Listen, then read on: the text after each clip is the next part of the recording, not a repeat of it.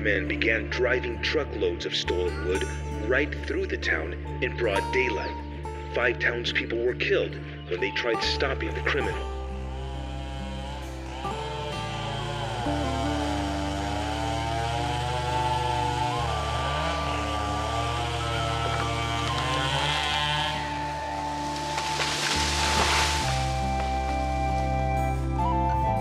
The Tarahumara, or the Raramuri, are an indigenous people of the Americas living in the northern state of Chihuahua.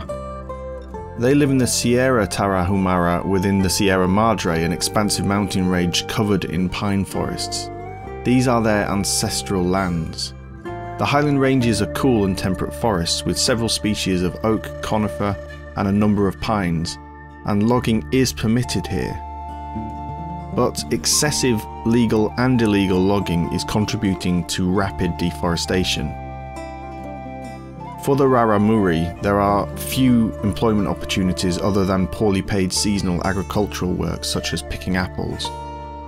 The off-season forces the indigenous migrants to head to the cities in search of work. Women are often in cleaning and men in construction, and then there are those men, women and children that don't find work and resort to begging.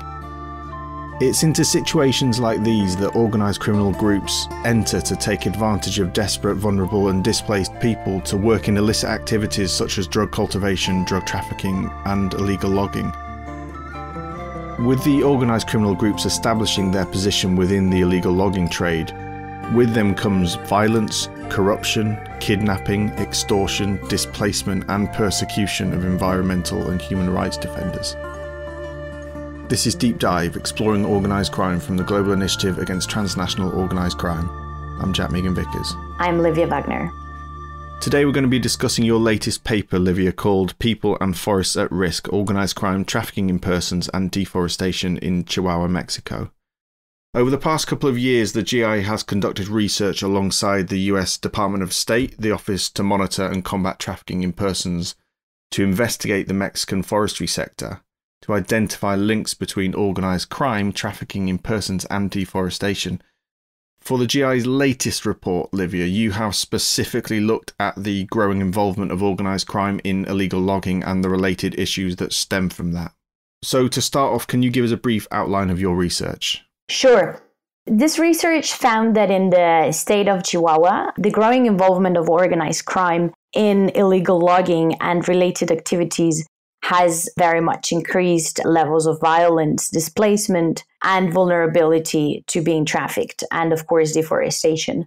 So illegally logged wood from Chihuahua is often laundered and used in the manufacture of consumer goods exported to the US. That means that without effective due diligence, companies and also consumers, of course, who purchase wood-based products from Mexico may be financing organized crime, and by that also contributing to trafficking in persons and deforestation. And what are your findings? In this research activity, we found mainly 3 things. Firstly, organized crime, human trafficking or modern slavery, and illegal logging. And this is not having an impact only on the local communities in relation to labor and human rights violations or violations of indigenous rights, but also on the environment as a whole, and therefore, of course, on the global ecosystem.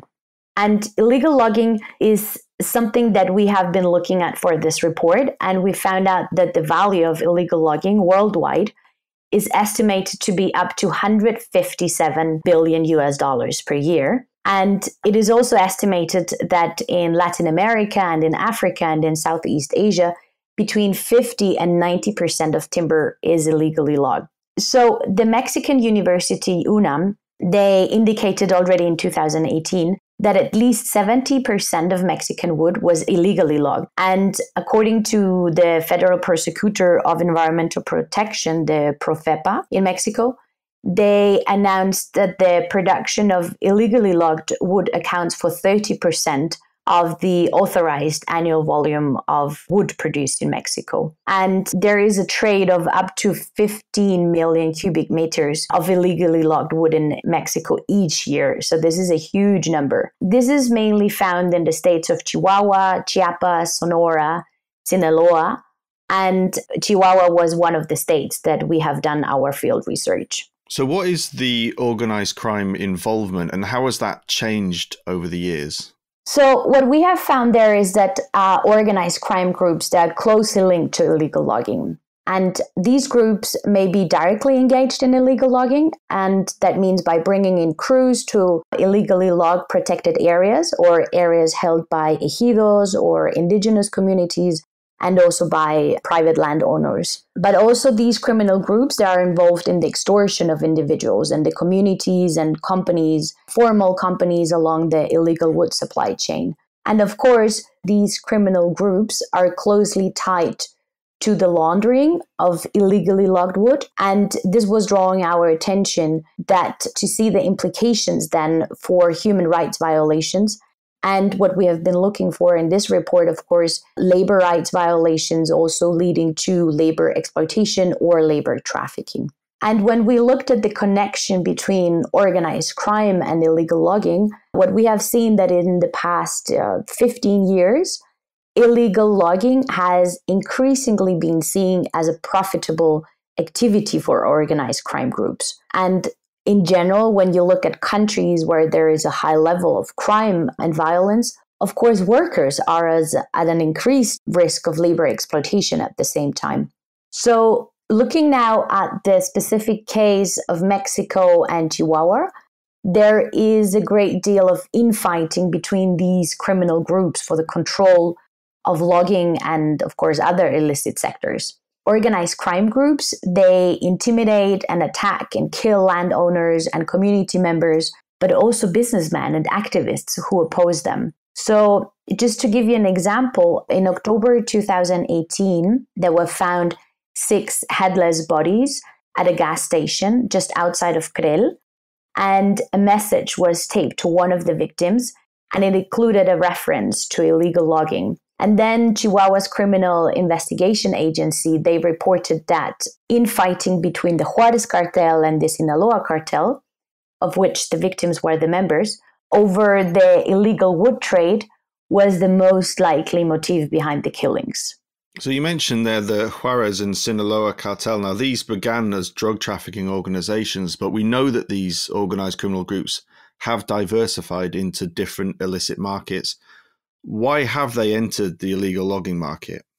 So just to highlight this as an example, the profit earning for these criminal groups is, for instance, in one night, they can earn as much as $2,600 up to $3,700 in one single night through illegal logging and bringing in teams of 10 workers and cutting down as many as 250 pine trees in one night. So here you can see that there is a high level of profit that can be generated by these criminal groups. And it's also very profitable because we're speaking about remote areas where there is no presence of law enforcement, no labor inspection, or any other entities. So what role does human trafficking and forced labor actually play in illegal logging? So this is something very interesting that we have been looking at for this report, the relationship between human trafficking, forced labor related to illegal logging. And when we speak about forced labor, we also have to look at the ILO forced labor definition, which is basically outlining 2 sets of forced labor indicators. The first one assesses the element of involuntariness, and the second one assesses the existence of penalty or the menace of penalty.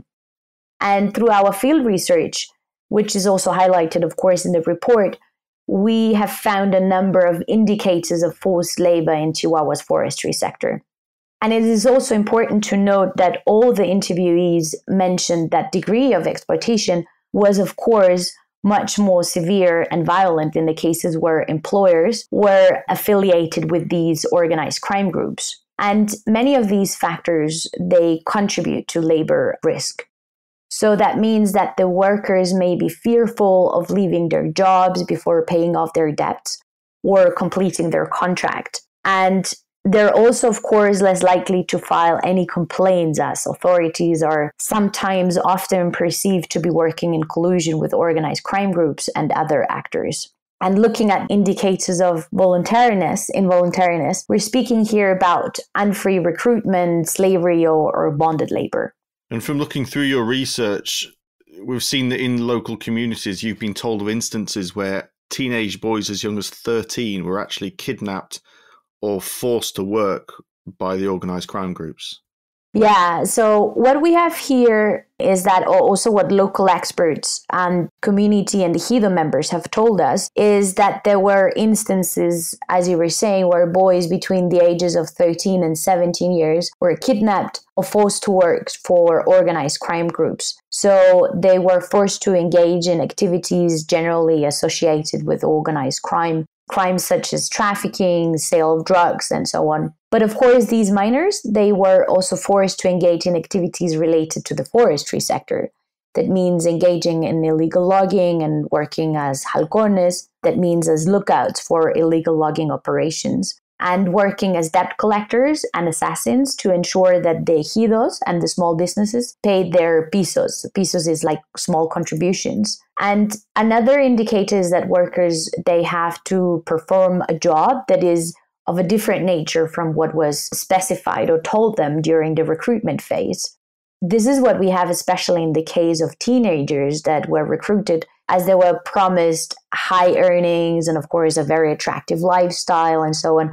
And when they arrived at the work site, they realized that they are low-level pawns with no control over the task or their conditions of work. So once they have started, of course, it was extremely difficult to almost impossible to leave the group due to threats to their lives. You mentioned the conditions there. What are the working conditions like for the workers?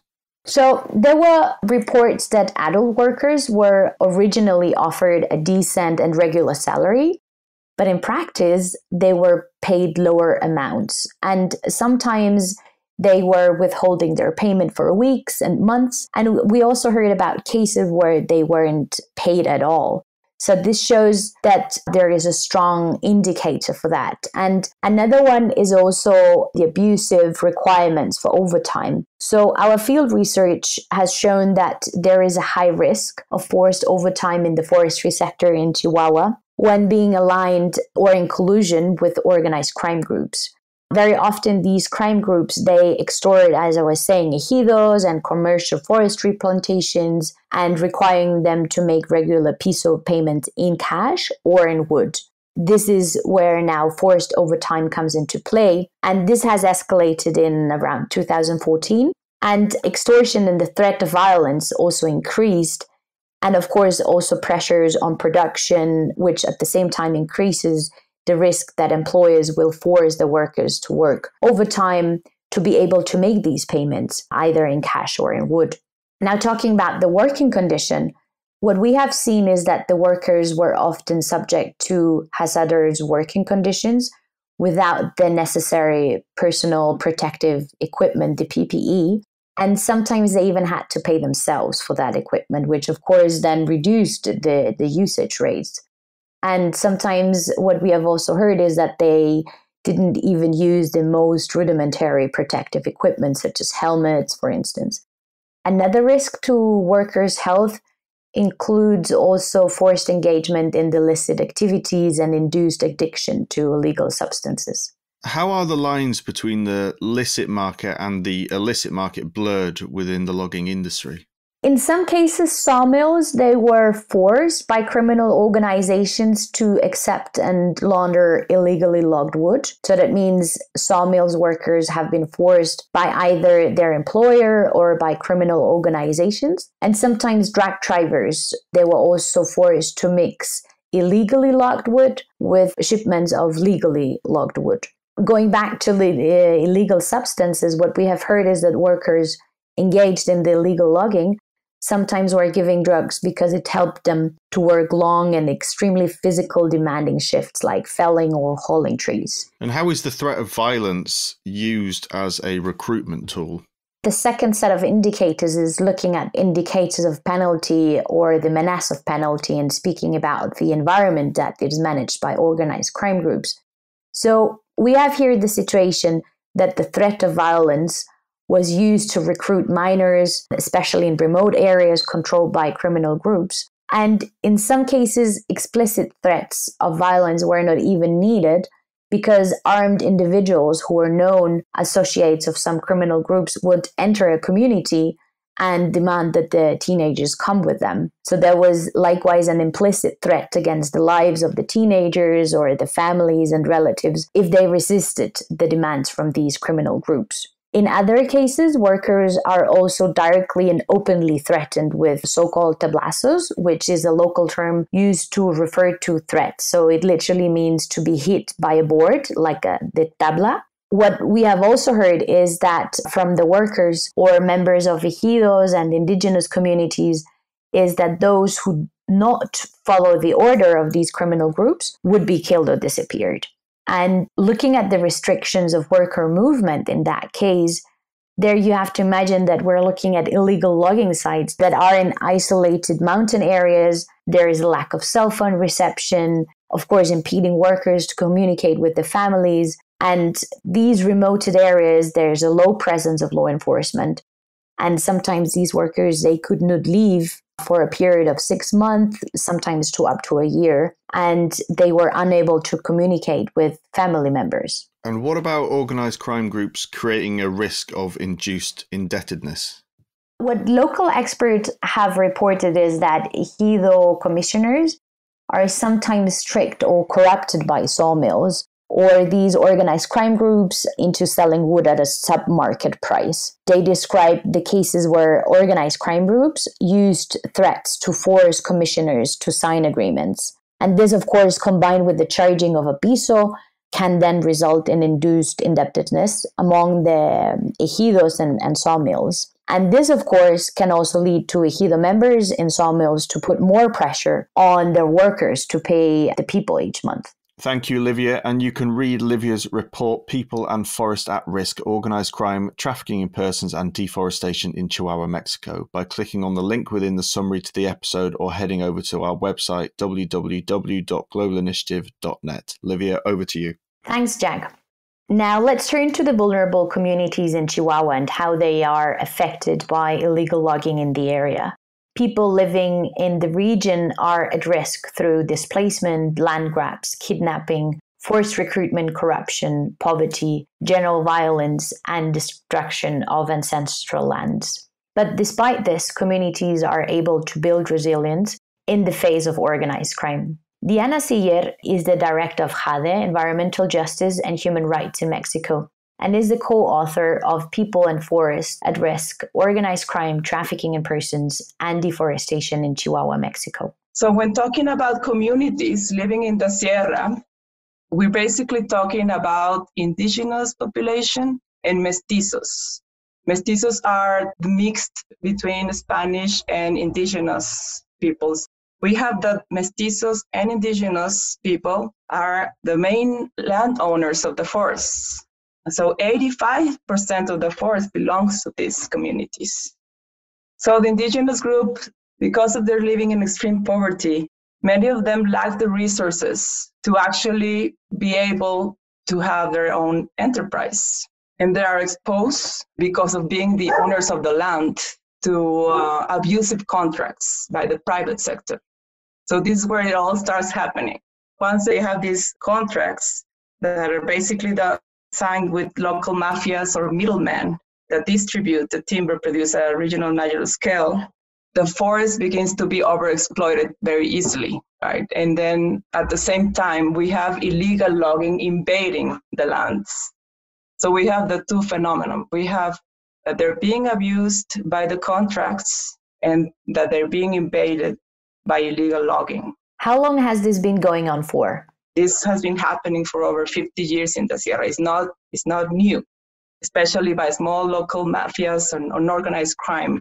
But this has gotten worse in the last 15 years because of the presence of organized crime linked to drug trafficking. So drug trafficking organizations that are known in Mexico, in the north of Mexico, are taking control over not only the Sierra for harvesting drugs, but also taking over timber production and getting some additional income out of it while they're there.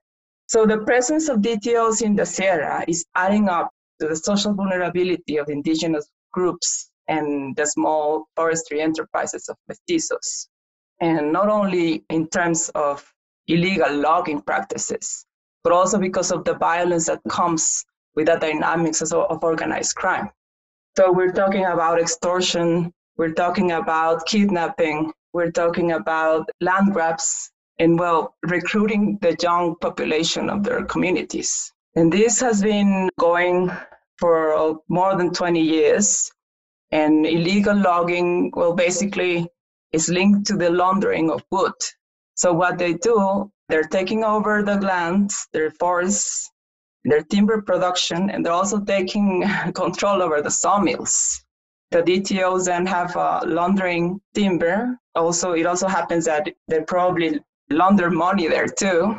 So if the organized criminal groups are moving in, what impact is this having on the indigenous population? So the indigenous population and mestizos, especially the indigenous population, in fear, they're being displaced. They're fleeing the Sierra out of fear and deforestation too, actually. But when talking about land grabs and fear, when they are displaced, when they flee the Sierra, they are looking for other job opportunities very far away from their native land, and they're easily exposed to other risks, basically of labor exploitation. We already know some cases where indigenous population has been found being exploited in agro-industrial activities, as the apple picking and harvesting in Chihuahua, or the tomato business in Sinaloa. And they're also being at risk of human trafficking and labor trafficking. These are situations that we already know that they're happening. So social vulnerability in the Sierra Tarahumara is increasing with the presence of DTOs. And DTOs are basically, increasing illegal logging, increasing and contributing to deforestation, and having a very high impact on indigenous population. For those who don't follow environmental crime and human rights in relation to the indigenous communities, what are the key messages to come out of this report? Well, the first thing that comes to my mind is that we're all consumers. We are all consuming wood-made products or timber-related produce somehow, or we're being part of a production chain that allows wood laundering. So as consumers, I would say that we need to ask and demand for information of the source, and somehow for people like us that are more active into human rights and environmental justice, demand justice, right? Demand that products are traced and more vigilance in the value chain, in the production chain. As consumers, we sometimes don't even ask ourselves, where does this come from? What is behind what I'm buying? And for some cases, like diamonds in Africa, we already kind of know, right? Like we are suspicious of it. But if I buy a piece of furniture, rarely will ask myself, where does the wood come from? And if it's linked to a drug trafficking organization. So I think these are the questions we should be making to ourselves. We should be aware that these links are real and that we are being part without knowing of these impacts. What about local authorities? Are they doing anything to help these communities? We need to demand justice and more action to our institutions and governments, right? Because as I was saying, there's a lack of law enforcement and there's also a lot of fear. Local authorities end up being corrupted or easily extorted by DTOs because they don't have enough capacity to respond and protect. They leave them no choice. So they end up being even some sort of complicity, right? They even being part of it because they have no choice. So it's complex. What would you recommend should be done to combat these challenges? Well, I would say that in terms of governmental institutions, we should be looking more at multi-sector approaches, because this is not only about environmental issues, and it's not only about criminal activity, and it's not only about human rights violations. It's all of them linked. So that leads us to think that we need an integral approach that can only be taken by a multi-sectoral strategy. And we don't have that. In a local level, I would think of NGOs and environmental and human rights defenders they need more protection. They're being killed just because they're defending land and they're defending people. And basically, the lack of access to justice and the lack of support from the authorities. So we need to strengthen local capacity of organizations and collective groups that are working towards protection of human rights and environmental issues, not only in the Sierra Tarahumara, but in every forested land in the country. And on another level, I would recommend an approach towards indigenous population. They are the most vulnerable of the vulnerable right now. In the Chihuahua case, in the Sierra Tarahumara, there's a lot of different factors to look at when talking about indigenous populations. It's a sensitive topic because at all levels, indigenous issues are not well attended as they should. I would recommend getting closer to indigenous population and finding better responses and strategies for them to join their strengths and capacities. First of all, to manage and protect their lands and people among themselves, and then link them with the right NGOs and right authorities so they could stay and protect their land, their forests. That was Diana Siller, the director of HADE Environmental Justice and Human Rights in Mexico, and is the co-author of People and Forest at Risk, Organized Crime, Trafficking in Persons, and Deforestation in Chihuahua, Mexico. Now we're going to turn to illegal logging and criminal structures on a global level. Which countries are most affected and the profits that are made through this exploitation? That's right. Being a clandestine industry, it always is difficult to put precise figures on the money we're looking at. So I turned to Julia Urunaga, who works with the Environmental Investigation Agency, an international NGO who investigate forest and environmental crimes.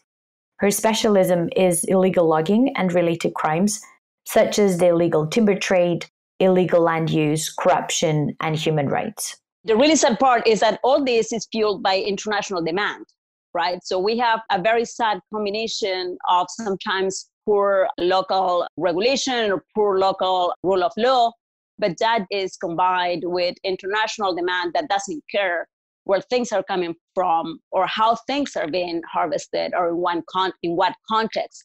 So this makes illegal logging one of the most profitable organized crime networks. There's studies that show that the retail value, what you move, what you make in the sector, you have at the global level, right? When you have counterfeiting at the top with over $1 trillion a year. Then you have drug trafficking, around 500 billion. And then you have illegal logging, which is between 50 billion and 150 billion.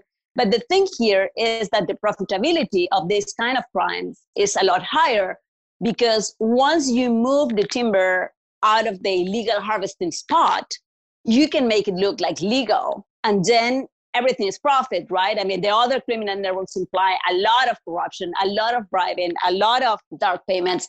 Here, that can stop very early in the process because once you have produced the fake papers or you have bribed the initial authorities to look the other side, then your product looks clean.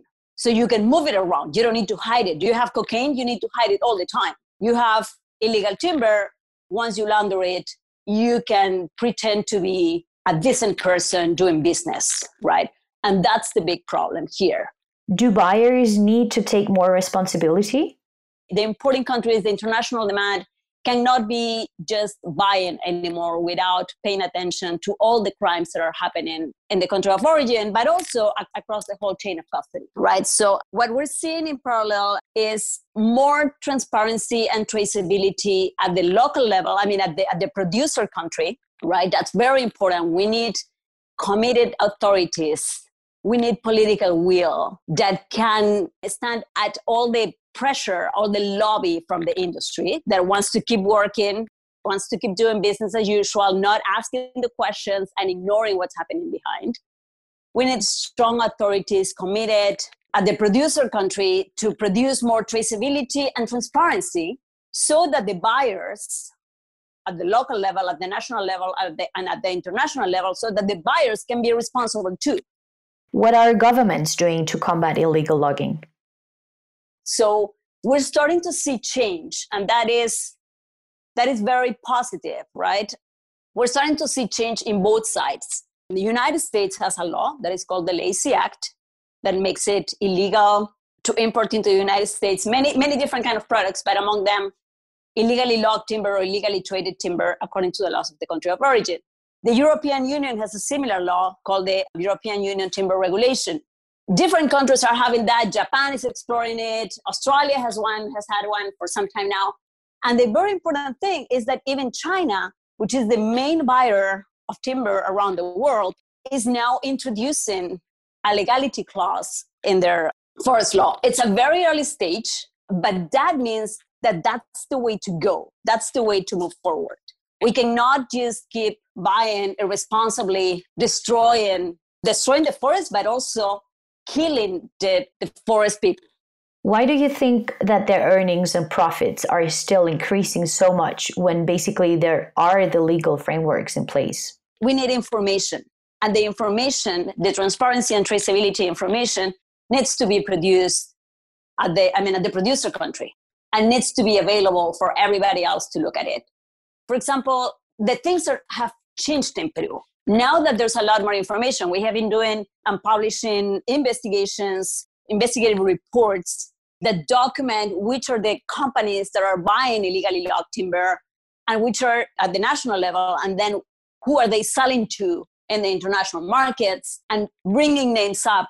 But some things are starting to happen, right? Like, for example, a couple of years ago, the United States, which is one of the main buyers for Peruvian timber, had to block 2 companies that were exporting illegally logged timber, right? So they're sending a message to the industry that these things are not allowed anymore, that things are changing. You tracked a company that was bringing low-value timber from Peru through Mexico and into the United States, a very complicated journey for such a large and heavy product, which for something that is of low value seems quite strange.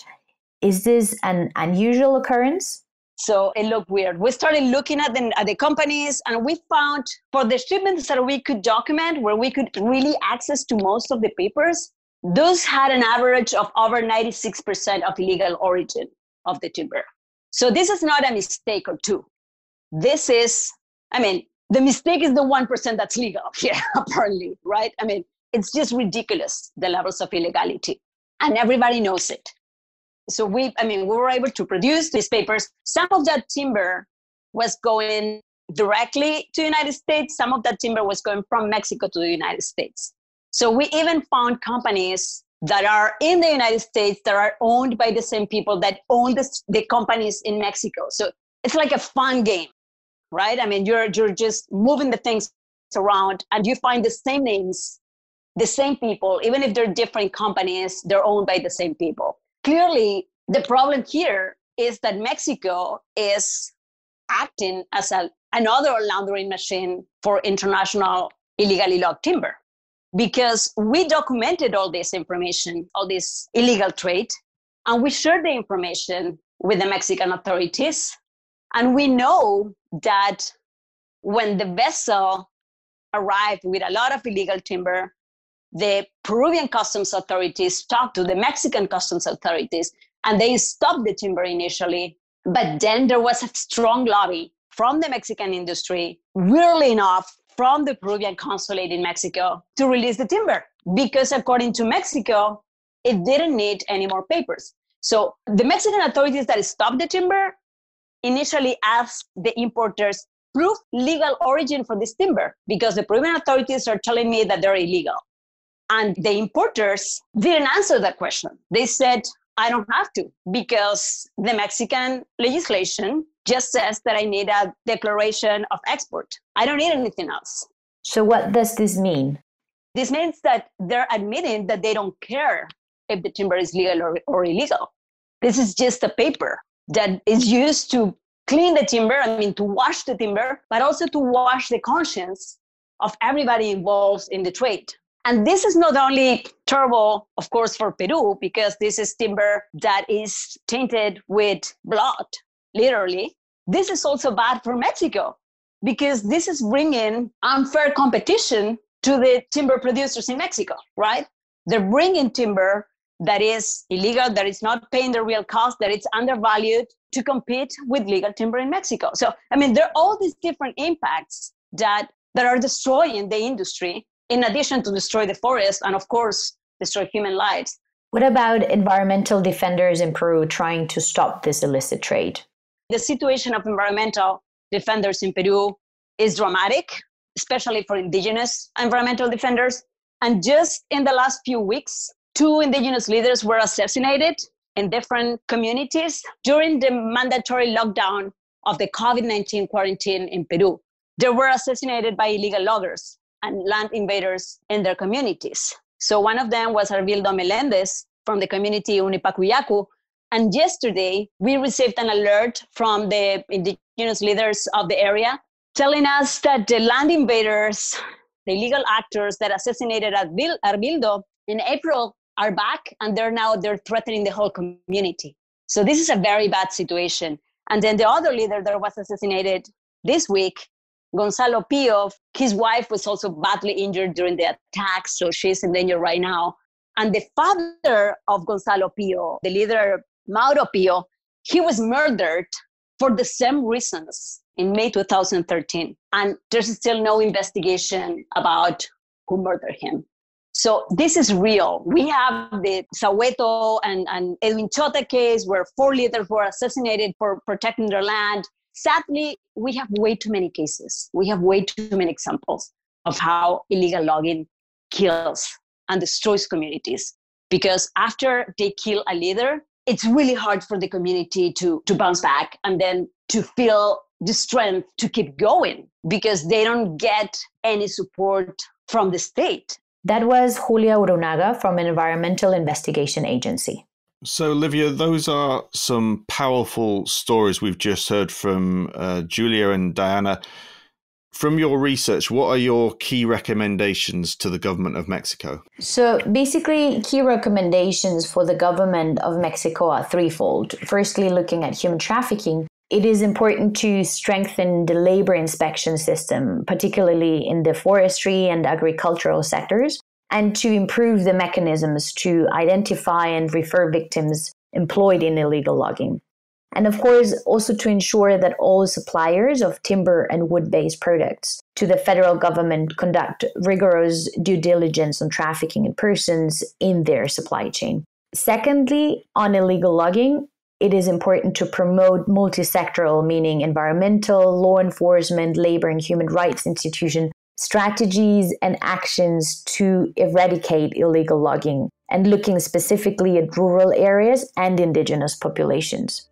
And last but not least, enact legislations that require companies to disclose their due diligence efforts in ensuring that wood purchases do not fuel illegal logging, environmental degradation, organized crime, and or trafficking in persons. Thank you very much, Livia. That's all we've got time for on this episode of Deep Dive Exploring Organised Crime from the Global Initiative Against Transnational Organised Crime. Livia's paper, People and Forests at Risk, Organised Crime, Trafficking in Persons and Deforestation in Chihuahua, Mexico, is available on our website, www.globalinitiative.net, and in the show notes for this podcast.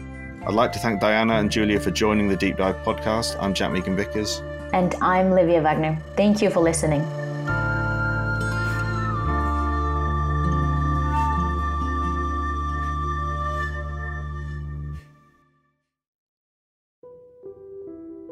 During the 21st century, thousands of criminal assassinations have occurred worldwide.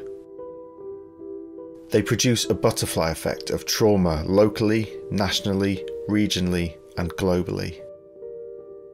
Despite these efforts to silence, criminal assassinations can be a source of hope and community resilience. He had a fire in him. He couldn't stand corruption, and he wouldn't stop after exposing it. She was such a force of nature that when I first met her, I came away a bit shaken, a bit intimidated. He was a very pleasant, modest, and humble person who dreamt about a time when all criminals would pay for their deeds. She taught us the fear paralyzed actions of the people. We will never give up, even if we got killed. even if they murder us. They didn't die. They multiplied. Thousands of brave souls have paid with their lives because they refused to tolerate criminal governance. In 2019, the Global Initiative Against Transnational Organised Crime commissioned approximately 50 profiles of persons assassinated across the world under the Faces of Assassination project. These profiles highlight places where organised crime has permeated political, cultural and economic sectors of society. Check out our website and join the campaign.